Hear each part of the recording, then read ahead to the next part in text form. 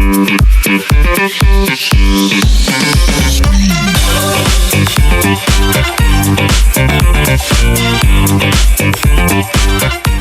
good morning, everyone. We have Edwin Kelly in the house. Welcome to another episode of Power of Passive Income and How to Retire Rich. This morning, we will be talking some interesting thing. Usually, we have more of entrepreneurs on the show, but Edwin is specialized in few things, which is very interesting and worth learning for sure. Even I would like to learn myself. So let's start with the introduction and then we'll go start the show. Excellent. Thanks so much, Vijay. I'm super excited to be here today with you. Thank you. So if you can just give us a brief introduction and let's start with the show. Yeah, so my name is Edwin Kelly. I am CEO and co-founder of Specialized Trust Company. We are a self-directed IRA custodian and 401k administrator and custodian, I should say, actually. And what we specialize in is helping people get control of their retirement account, the money in that retirement account, understand all the benefits of those accounts and how to invest in anything allowed by the government to create passive streams of income that allow people to rescue their retirement, rewrite their family legacy, among other incredible benefits. Nice. So as we were talking earlier, personally, one thing we really talk about on the show is a journey. Like everybody has an individual journey. So let's talk about your journey from, investing point of view. Why you how did you get aware of investing? What is the importance of money in your life and how the thought process was and transition was from earlier on?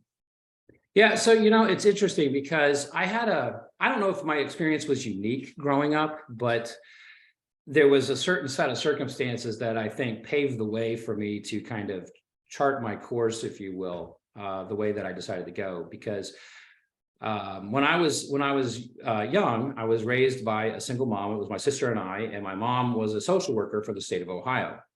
And if you know anything about social workers have big hearts, but small pocketbooks, right? And so we didn't have a lot of money growing up. The interesting thing about that experience is that I remember in sixth grade going to the grocery store with her.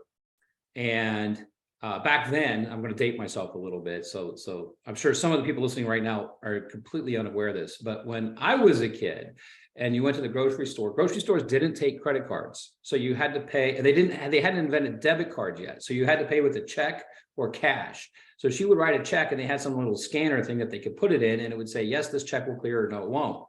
So we'd be standing at the checkout and she'd be muttering under her breath, I hope this check clears. I hope this check clears. And I just remember thinking, man, that's got to be an awful feeling going to the grocery with two kids in tow and not knowing if you're walking out with food. And I said, you know what? And that made a big impression on me. So the interesting thing about it is that I said, you know what? When I get older, I'm not going to have those issues, right? I'm going to figure this out. Now, I didn't know what the answer was, but I figured money had something to do with it. So I started doing odd jobs. And growing up in Ohio, the good news about being in Ohio is that there's lots of lousy weather, right? So there's snow to shovel in the winter, there's leaves to rake in the fall, and there's grass to mow in the summer. And so, I could do odd jobs, I could get paid, I could make some money. So fast forward, I get to middle school now, and I open up my very first brokerage account. I convinced my grandfather to be my custodian. And so we opened up an UGMA account, which stands for the Uniform Gift to Minors Act. And so under that act, I was able to open up a brokerage account, put some money in it that I had saved, and go out and invest it. And the interesting thing about that experience was my very first investment, I bought a stock. The account value doubled in about a year. And I was hooked on investing. I said, I made more money in 1 year investing than working those crap jobs, right? For an entire year. Yep. And interestingly enough, though, the company ended up filing bankruptcy. I ended up losing all my money. Now, when you're in junior high, and that, by the way, I didn't know anything about exit strategies back then. I didn't know anything. I just knew and I don't even know how I figured it out, but like, you know, what you're talking about, right, in terms of building assets, net worth, right, passive income, like that's really where the wealth is created. But when you're in middle school and that happens to you, that's what we call a recoverable loss, right? When you're in your 50s, 60s, like that's not so recoverable anymore. Yeah. And so it taught me a lesson early on, which is, you know, you can make a lot of money in investing, but man, you got to invest in the right things and you got to understand what you're doing. So fast forward into high school, there were two things that kind of happened that were instrumental, I think, in kind of how I went about my career and getting into owning my own business and that kind of thing. But the first thing was that I wanted to learn how to be successful, and I didn't know how to do that. And back then, right, the internet wasn't around. There was none of that. And so the internet was basically your local library. And that's where I would spend a lot of time. So I would go to the local library in the evenings and on the weekends. And I remember one day I walked up to the librarian and I said, hey, I said, you know what? I want to be successful in life. How do you learn how to do that? Because, you know, my mom didn't know. And so he says, well, he says, you could read books on successful people. Those are called biographies. And I said, okay, you know, where's the biography? So he walked me over to the biography section. He said, here's the biographies. And so, you know, biographies are books written about somebody. Autobiographies is where they write the book about themselves. And he said, you're going to find both in this area. And I said, perfect. So I started reading books on all the greats: Andrew Carnegie, Vanderbilt, Ford, you know, Rockefeller, JP Morgan. And I noticed something that they all had in common.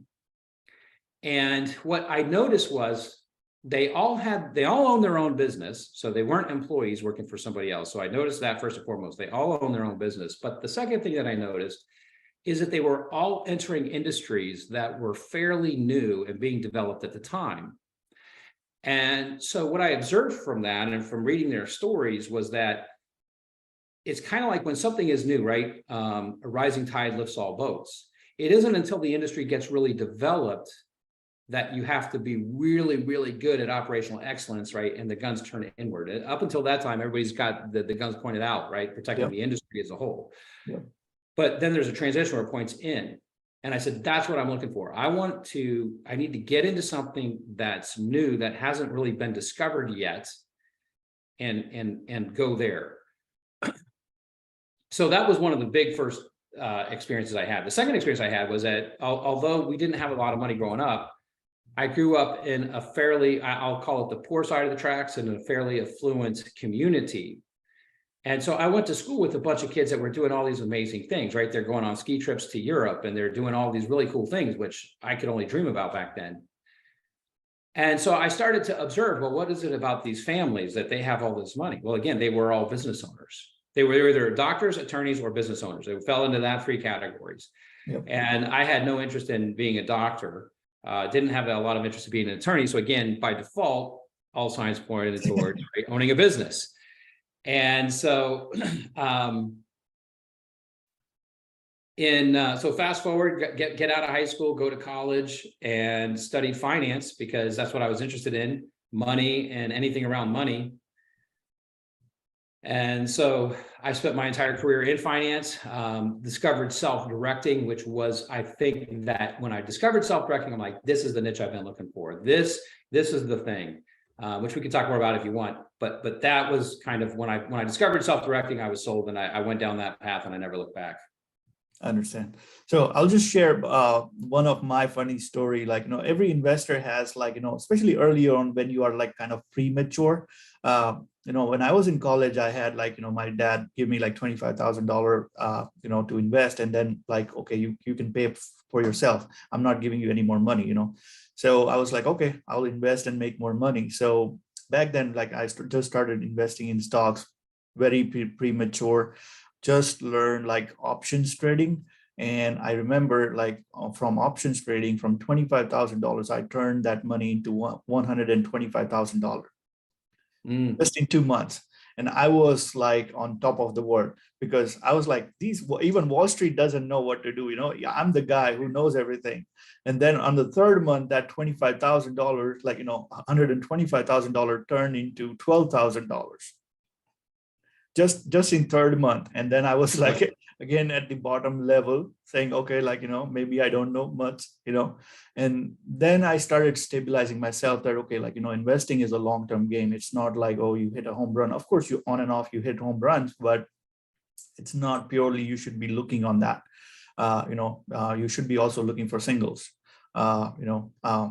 Like that was my learning lesson for sure, because if I have lost that $25,000, I would be taking up odd jobs, because my dad is very clear. Like, so there are certain things he's very, very clear from the front. If he says don't do it, don't do it. That's it. If you do it, then it's on you. You figure it out. So, like, investing in general is a long-term game. Anybody who's trying to make some money for themselves, like as for their family, you have to understand that, like, there's no quick money scheme. And that's where a lot of time people loses their money, is they try to get rich quick. And especially with the younger generation, of course, everybody wants to flash it off on Instagram and Facebook saying, oh, this is my Lamborghini, this is my Bentley, right? But you have to understand that you have to earn it, and you have to be, kind of worth for it. Otherwise, it's not going to last too long. So I think that's the learning lesson I would definitely pass on. But since you are expert in self-directed IRAs and specialized trusts, let's talk about that. How did you transfer yourself into that niche, and what are you offering? Why does it different, or what is something different you are doing? Yeah, so the reason why I got attracted to self-directing is that when I worked for some Wall Street firms, I saw some really cool investment opportunities. And one of my favorites was something called distressed debt investing. And there was a really cool backstory. I met a guy who actually put together the deals, went out. He was the investment guy, right? He's the one who actually found the stuff, bought these distressed assets, and the amount of money he could make on them was incredible. The challenge was you had to be an accredited investor to participate in those types of things. And so I saw there were certain things that worked really well for clients, that being an example of one. The problem is most clients weren't eligible to even hear about those opportunities, right? So all the clients heard about was you could buy this stock, or you can buy this mutual fund, that kind of thing. But I saw there's assets out there that, like, based on the information you can get about an asset, what you can learn about it, how it can be owned and managed, and those types of things, man, there's money to be made in a very sustainable, keyword, sustainable way. Because the challenge that I see, and you touched on it, right? You just talked about that, is to be successful, we need things that are consistent, predictable, and secure. So when I started doing some research and I discovered self-directing was a way to be able to make those types of investments, if you will. In other words, investments that provide consistent, predictable income streams. You can actually secure your money with real assets in many cases, because I tell people, to get an ROI, a return on your investment, you first have to get an ROI, return of your investment, right? Those two things go hand in hand. I learned that lesson in 7th grade. So you learned that lesson too. So we've all learned that lesson. So again, it's about picking the right kinds of investments to focus on. And so when I discovered self-directing, there's a couple of things that stood out. One is that everyday regular people, without being accredited, could invest in all kinds of things allowed by the government that most people don't know about, because Wall Street doesn't push them. In fact, they discourage those types of things because they don't make money on them. So that's one thing. The second thing is that self-directing really revolves around using a self-directed retirement account. Now, the interesting thing about that is that most adult Americans have a retirement account. In fact, for most American families, their only investable assets are inside a retirement account. And that's because, right, most people have a job, they contribute in the company plan, and so over time they build up some money. And so when I kind of saw that, I said, wow, there's these investments and things that really work particularly over a long period of time. The vehicle, I was familiar with retirement accounts, although not to the degree that I am now, obviously, but I knew they had certain benefits, but I had no idea all the massive benefits and how they help us build long-term sustainable wealth for ourselves and our family. So you start to bring all these elements together, and what you realize is when you bring certain elements together, I mean, you can solve massive financial problems. And I'll use this word quickly, but let me define quickly, because like you said, there's no get rich quick. When people come to me, oftentimes I've heard something that doesn't happen too often. Younger people, they say, hey, I want to be rich in 1 or 2 years, right? When I'm dealing with people my age, 40s, 50s, right, that type of thing, people say, you know what, I've got a 10 to 11, 12-year time horizon. In other words, I want to be able to have my freedom. I want to be able to go live my life and do things that I've wanted to do my whole life. Spend time with my spouse, well, you know, my kids, grandkids, travel, those kinds of things. I'd like to be able to do that in 10 to 11 years. Okay. That's a very doable time frame, right? If you work at it. And so, but the reason why I refer to that as quick is that there's a lot of people that when they get to that stage, traditional financial world says, oh, you've waited too long, it's too late. It's not too late. But you do need to be committed, and you need to have the right vehicles, the right plan, and the right kind of tools and investments. And when you bring those things together, you can absolutely chart a course to financial freedom. I mean, 100%. We see it every day. Yep. And again, like, one thing that people still don't understand is the power of compounding. Of course, even if you have 10, 12 years, like the first cycle of compounding is always less money. And one, graph that I always keep in my phone is a wealth building of Warren Buffett. So there's a graph in my phone. I'll share it later. But so it says like how Warren Buffett grew his wealth. So if you see from almost 30 to 40, like almost up to 50, he is under $200 million. His net worth really grew after 50 because then he really added compounding into the effect. So even if you have 10, 12 years, find the properties who are doubling your money in 3 years. So if you get like 3 cycles, your 100,000 is going to be worth 3 times.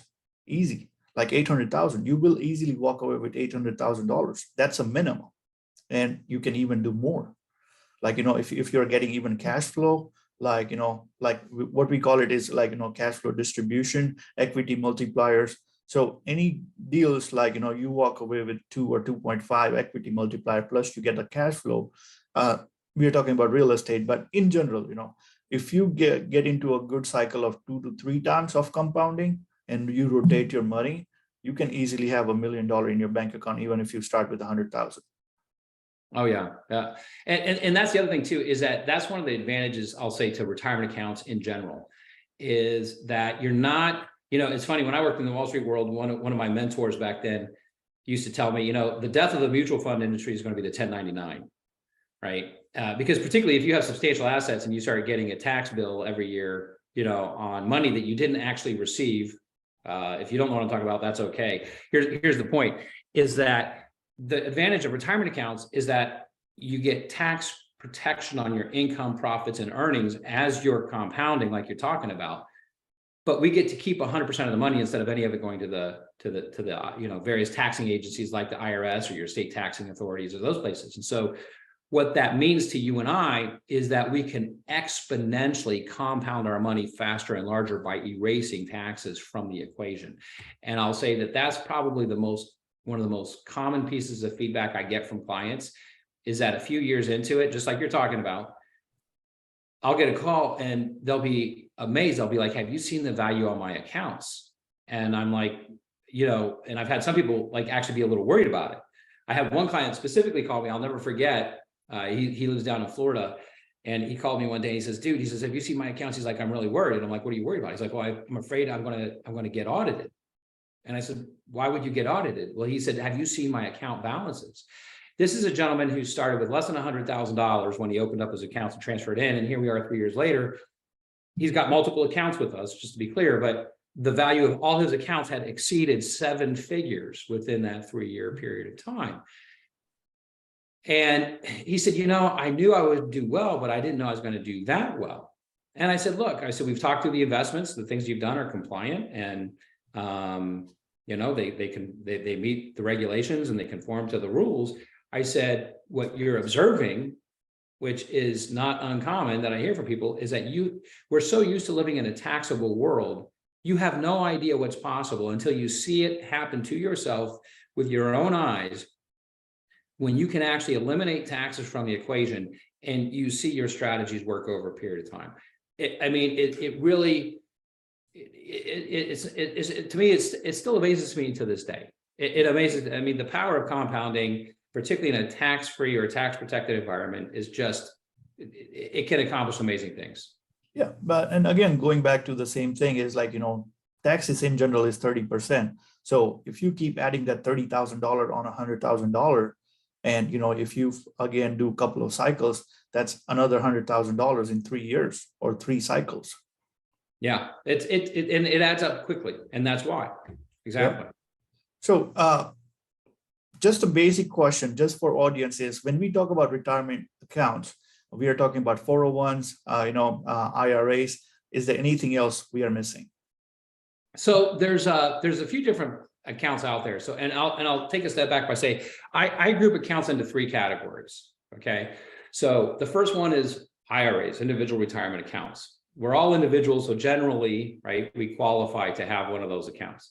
Then there's small business retirement plans. And for a lot of clients and a lot of people these days, they might have a side hustle. So they might have a W-2 job during the day, but they might be investing in some real estate on the side or doing something else. And so they, in many cases, qualify for a small business retirement plan. That's the second category. Those are your 401ks or solo 401ks, SEPs and simples, things like that. And then the third category is what we call tax advantage specialty accounts. And there's 2 key accounts that fall into that category. One is an education savings account, which is, I explain it, it's like a Roth IRA. If you don't know what a Roth is, we can talk about a Roth, but it's like a Roth IRA specifically for education. The health savings account is for out-of-pocket qualified healthcare expenses.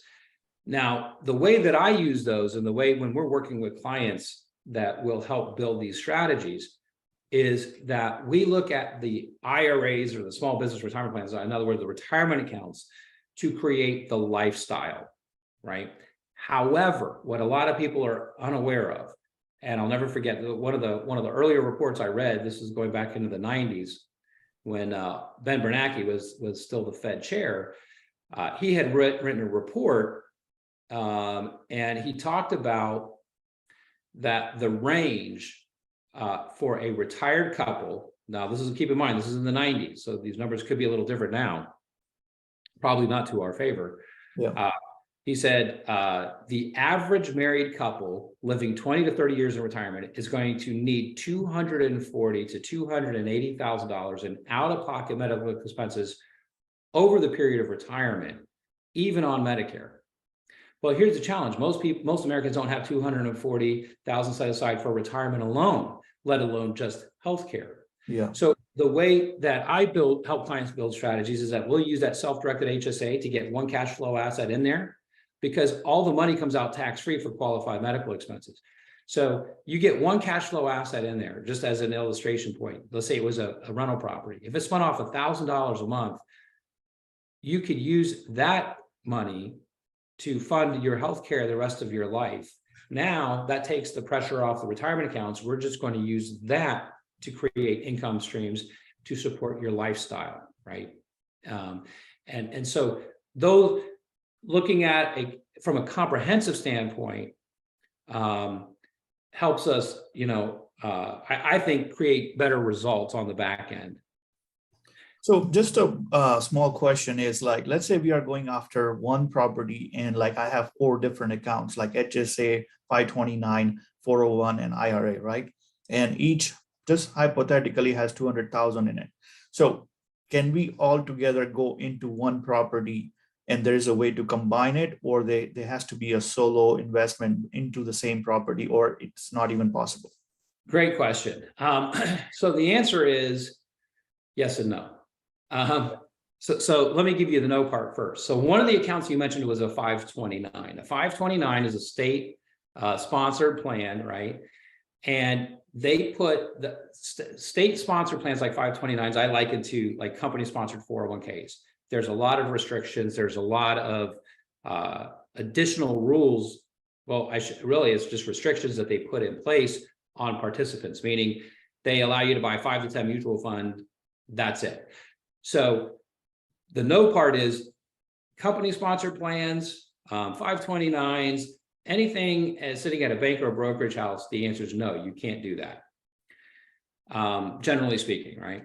However, self-directed accounts. So an IRA can be self-directed. A solo 401k can be self-directed, or a Roth 401k, Roth IRAs, health savings accounts, education savings accounts versus the 529. Could you take those accounts and partner them together into the same investment? Yes, you can. That is possible to do.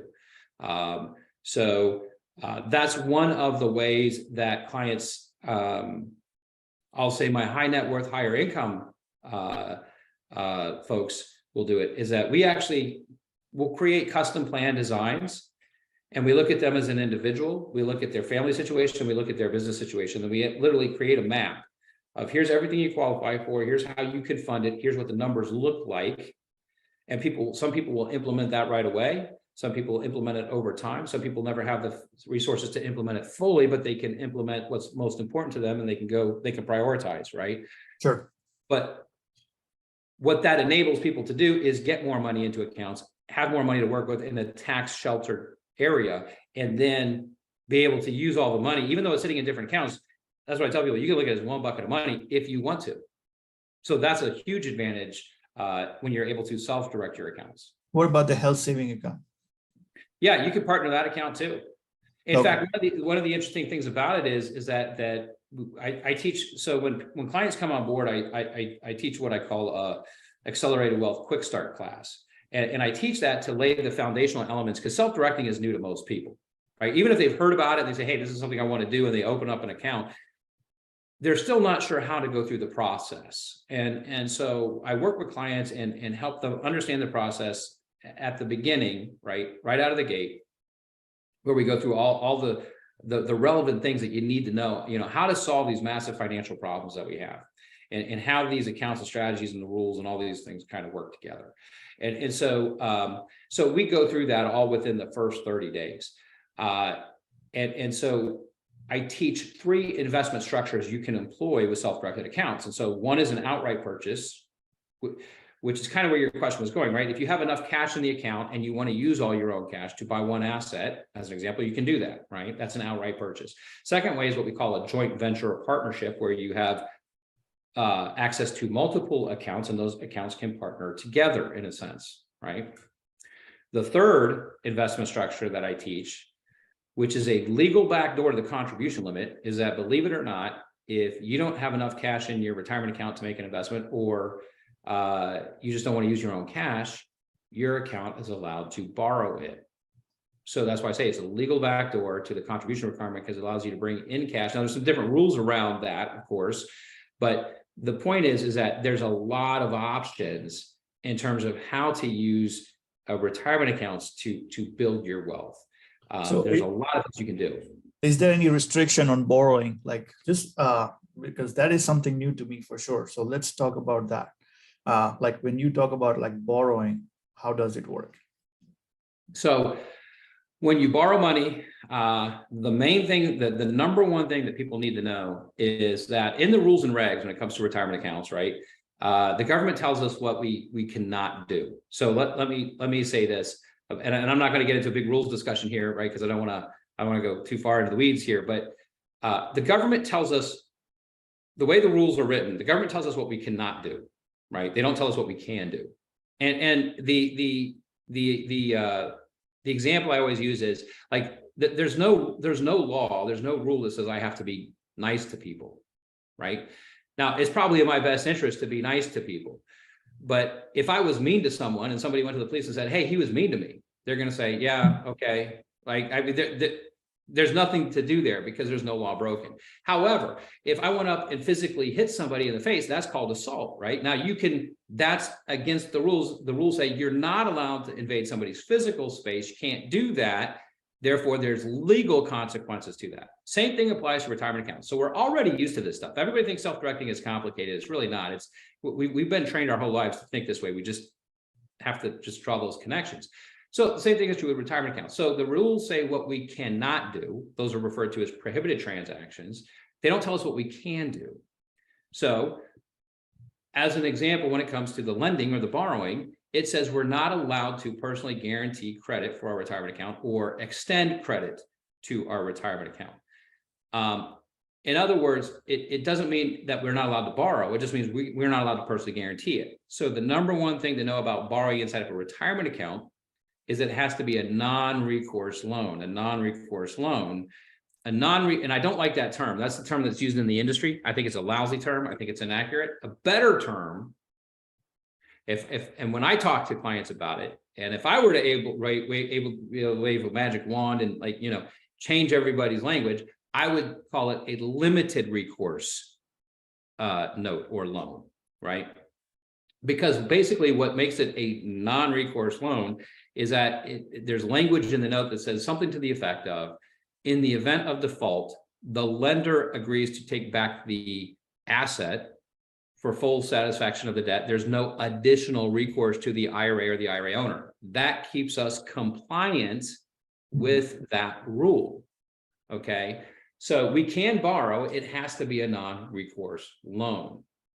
There's banks that do them, not a lot, but there are some banks that do non-recourse loans to retirement accounts. There is financial type of companies, financial firms that specialize in financing assets that will do non-recourse. And then, of course, private investors will do non-recourse loans. But that's a strategy that we've seen many people implement very, very successfully, particularly in retirement accounts, because going back to what one of your core focuses is, how do we build our net worth to create passive income streams so that we have financial freedom? And as we were talking about, that number is different for everybody, right? It's not the same. My number is probably different than your number, and our number is different than somebody listening right now. And that's okay. But the key is that if you think about it, if you have a 7 to 10 year time horizon, let's say you're 50 years old, and you say, look, I want to generate $5,000 a month in income, and I only have a couple $100,000 in my retirement account right now. Well, you could buy maybe 2 rental properties that spin off $1,000 a month. That doesn't quite get you there, but you could use that money as down payment money, buy 5 properties, pay them off in the next 7 to 10 years, so that when you're 60 and you're ready to start spending that money, now your $5,000 in income is there. So there's a lot of really cool ways that you can use leverage when used correctly inside a retirement account to quickly build your asset base that generates a specific income and will be available for you in the time frame that you want it. Good. So I think let's just talk about the some interesting thing, like everybody knows that, okay, self-directed IRA, you can put it for real estate, right? So what we were discussing is, what are some unique investment that you have done, or in general, like what are other things that people can do apart from real estate? Because that's a common notion that, oh, self-directed IRA goes to real estate. Yeah. So there was a book written years ago,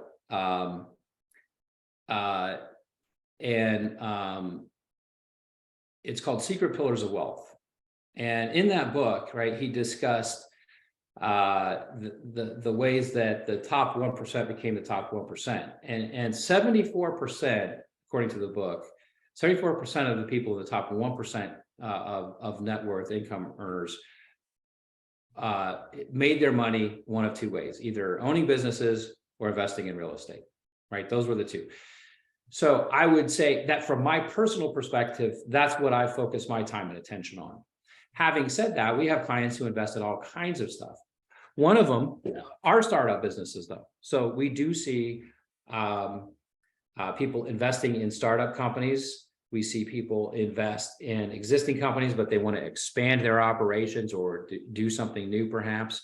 So we've seen people provide capital to small business.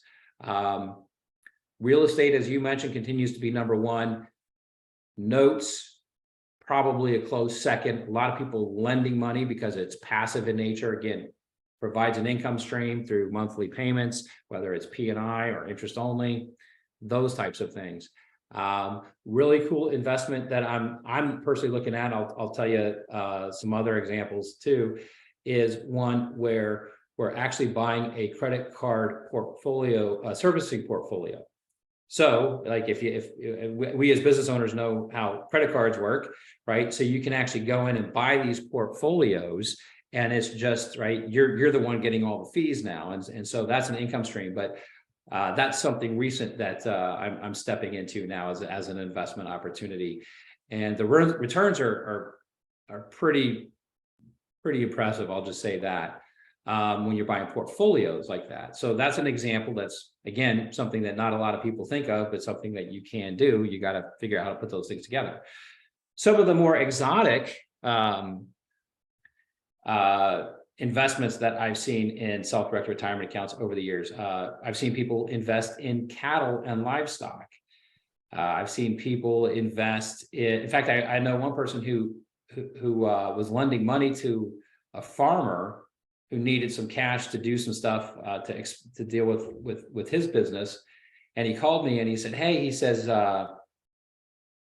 you know, this farmer wants to borrow some money from me. It's pretty good terms. I like the deal, but I'd really like to secure my money because I want to know, right, that I can get my money back. And I said, well, what kind of farm is it? And he said, well, it's a dairy farm. And I said, really? He says, yeah, but see, I said, so why don't you secure it? Because he says, well, you know how the farmers are, right? Their equipment is leased, the land is mortgaged, like there's like I don't know that there's any security there. And I said, well, you said it's a dairy farm. I said, what about the cows? I said, do cows have like serial numbers or social security numbers or something? He says, well, let me find out. So he comes back and he says, yes, as a matter of fact, they do have numbers, right? They're tagged, they have numbers. And in fact, trading cattle is a big business, it turns out, right? So it's amazing what you learn, right, going through life. And so I said, well, pick out the head of cattle you want, get the numbers, and secure your money with that. And I said, then you can always trade or sell those cattle if he defaults on the note, right? So that's like a direction that he actually went. So all kinds of like cool stuff that you can kind of do. One of the other interesting things is bull semen. I've seen that's pretty exotic type of thing, but and that's true with horses too, right? I mean, there's in that whole world of husbandry, which is what it's referred to. There's all kinds of ways that people make all kinds of money. I mean, the world is such a fascinating place when you get down to it and see all the creative, cool things that people come up with. So yeah, like I've seen all kinds of things. You know, more commonly recently, I've seen two big interests in physical precious metals. Right, people are worried about inflation, and so people will sometimes hedge inflation by buying gold and silver and palladium and those types of assets. I've seen people, like, obviously, as we all know, in the last several years, there's been a huge interest in cryptocurrencies. And so those are things that can be done under certain circumstances. So, yeah, I mean, I say this is that you're generally only limited by your own creativity when it comes to investing, because there are so few things that are, quote, prohibited. And there's really not, the things that are prohibited are certain types of behaviors or actions that more than, say, a particular asset. Like there's really not assets per se that are prohibited. So what I tell people is that you're only limited by your own creativity, right? By your own imagination. And the other thing that I say is, generally speaking, if you can do it outside of your IRA, you can do it inside your IRA, as long as we do it according to the rules, right? So there's rules in the IRA that we don't have on us outside the IRA. But generally speaking, if you're doing something really cool and creative outside of a retirement account, you can do that inside the retirement account and take advantage of all the benefits that retirement accounts offer. Yep. No, so like, see, I think every 6 months or a year, I come across somebody unique, and that just strikes you in a core, right? So I'm right now, I'm looking for some land to build a resort in Texas, right? So I'm going in country, looking up some raw land and things like that. So 2 months ago, I looked up a land close to Austin. Like somebody like very like 84-year-old. He had 200 acres land. And like, I was just talking to him, and one thing he says, like, he was making close to 200,000 from that 200-acre land just by selling cows. Like, he had cows on the property, and the babies they born, he will sell it for $1,000 or $2,000. And he was making 200,000 a year just by doing that. And I was like amazed by that, because he's not doing anything else. Like, we are so, like, if in normal life, if you have to make $200,000, it's challenging. You have to trade so much amount of time and effort to make that $200,000. And now here's this guy having 200 acre of land, just a bunch of cows, and he's still making the same money and living his dream. So it is like eye-opener and unique for sure, when you come across these kind of transactions, that wow, people do these things, and this is like, it's legit. It's not like somebody's doing wrong or somebody's trying to scam somebody, right? But we are so much trained to be into that factory assembly line that we are not even thinking outside the box, or we're not, the atmosphere or the surrounding is so much claustrophobic that people are not having that aha moment that, oh, like, this is also something you can do, or this is also a possibility that you can do, right? And the same thing with the self-directed IRAs. It was very, very late that I even come across the word, like, I would say like maybe 7-8 years ago, that even that was possible. I found out before that. I was also trading stocks and mutual funds, because that's the only thing you can do if you have Fidelity account, right? Yeah. So those kind of things. But so moving on to the next question is, what we learn is a mistake that, especially like in your segment, is what are the no's or mistakes that you want to pass on, that, okay, if you are dealing with self-directed IRAs or anything similar to this, don't do this, or just be careful of these things. Yeah, so it's interesting. The biggest mistakes, and I'll say there's two, and I put them mainly on the front end. So the biggest mistake that I see people make, now this is also kind of a general principle thing, right? So I've talked to people where they hear about self-directing, they've got money in a retirement account, they have enough experience with the cycles of the market, right? Because by the time we're 40s and 50s, right, we've been there, done that, we know how it works. And unless you do something different, you're not going to get a different result. Yes. And most people who have company sponsored plans and have all their money in those 5 or 10 mutual fund options are not set up to retire, right? Which is why people keep working later and later in life. So they already have their own first-hand experience that's not going to get them where they want to go. So they start looking for alternatives. They find out about self-directing. They say, man, this looks like a solution. But the challenge that they have is, and some of the ways that I'll hear this show up, I hear it different ways, but one of the ways that I hear it show up is they'll say, well, you know what? Yeah, I've got a retirement account, I got money in a retirement account, but I don't know what I'm going to do yet. So once I find my first investment, then I'm going to get everything set up. That's the biggest mistake. And here's why. Life doesn't work that way. If, let's say, something you want to do, there's 5 steps involved. What the person is basically saying to me is, well, until I understand all 5 steps and how they're going to happen, I'm not taking step number 1. Well, then guess what? That's why you're stuck in life. Because the truth is, you don't have all the answers to every step and how it's going to play out. You're never going to have it. So if you're waiting for that, you're going to wait till the day you die. And you're still going to be waiting. Because the reality is that you can know step number 1. You might know step number 2, and you might have an idea of step number 3, but beyond 3, you don't have any clue, honestly. Let's just be honest about that. Yeah. And so the only way to come up with the answer to step number 4 is to get to step number 3. And when you get to step number 3, step number 4 appears, typically. But if you're not willing to take step number 3, you don't get the answer to step number 4. That's how life works. So the biggest mistake I see people make when it comes to self-directing is that they don't do it because they feel like they have to have something that they're not familiar with all figured out before they take step number 1. They're never going to figure it all out, right? So that is true in different areas of life, right? If somebody's stuck on this idea that they got to figure out everything from beginning to end before they take step number one, you're going to be stuck your whole life, period. Like that's the way it is. So that's mistake number one. Mistake number two is that, and it's funny, it's easily correctable. But people say, okay, I've got my account set up, I've got money in my account. Now I want to go buy a house or something in my account. And they're like, okay, how do I do that? And so, right, because there's rules around it, and they'll go out and they'll put in place a purchase contract, and they'll put their name on the purchase contract, and they're like, okay, now how do I use my IRA money? It's like, no. That's not the way it works, right? You're not buying the property.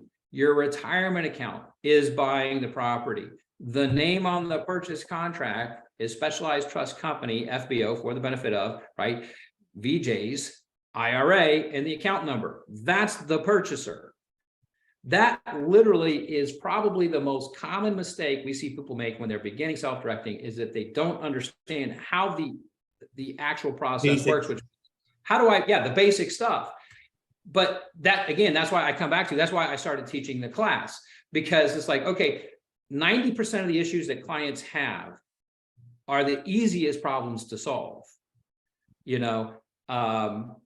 and so that's kind of why we do those things. But yeah, those I would say are the two biggest mistakes that I see people make. Well, yep. Well, thank you so much for the information. I think there's a lot of information that we shared, and very, very important for sure. At least I learned something, and every time I try to learn something for sure.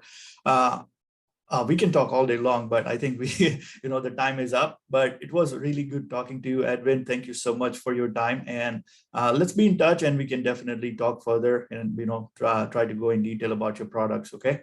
All right. Thank you, VJ. Appreciate it. Thank you, Edwin. See ya. Bye.